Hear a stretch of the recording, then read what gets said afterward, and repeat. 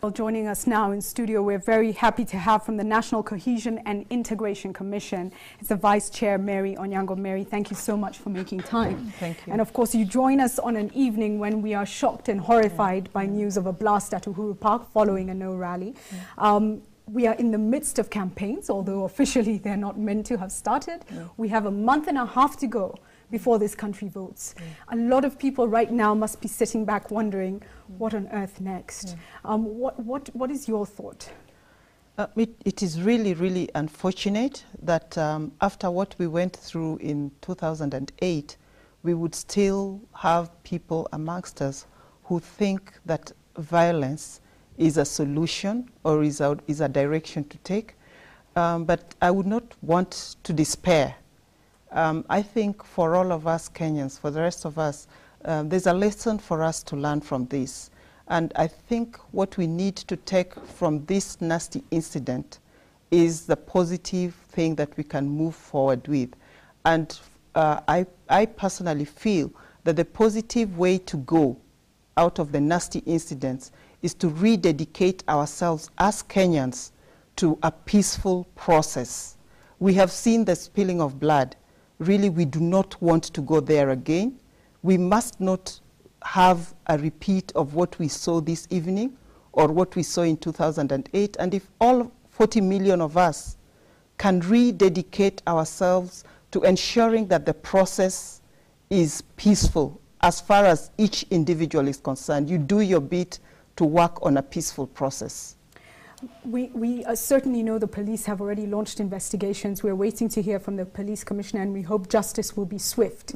But the National Cohesion Commission has several activities planned for this week, and it was actually thinking about how this country moves forward. Tell us a bit about that. Yeah, for us, we've really been very concerned that as we go to the referendum, it seems that we have not learned from the lessons of 2005.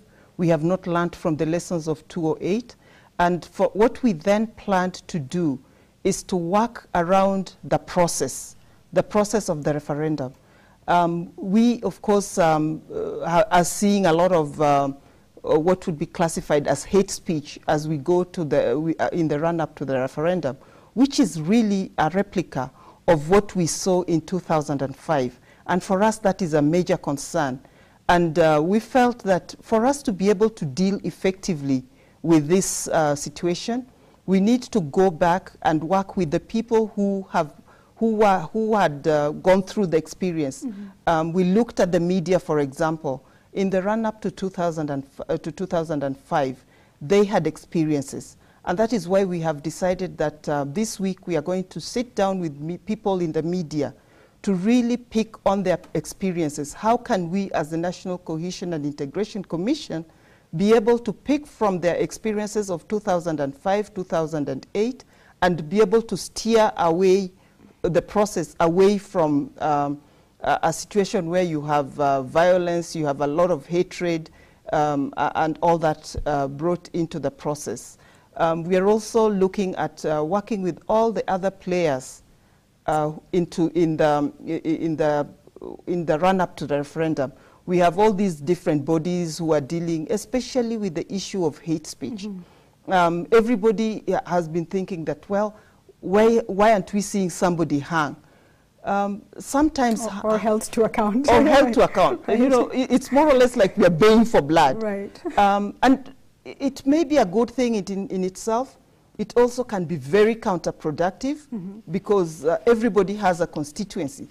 And for us, we think the most important thing is, yes, hold people who have broken the law to account, but at the same time, be able to work around that particular issue in a manner that does not then fragment the country further. Right.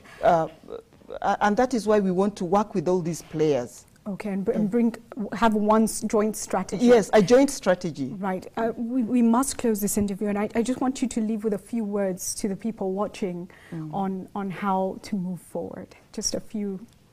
What for us at the National Cohesion and Integration Commission, what we would really like to urge Kenyans to do is to remember that whether you're yes or no, at the end of the day, you are a Kenyan.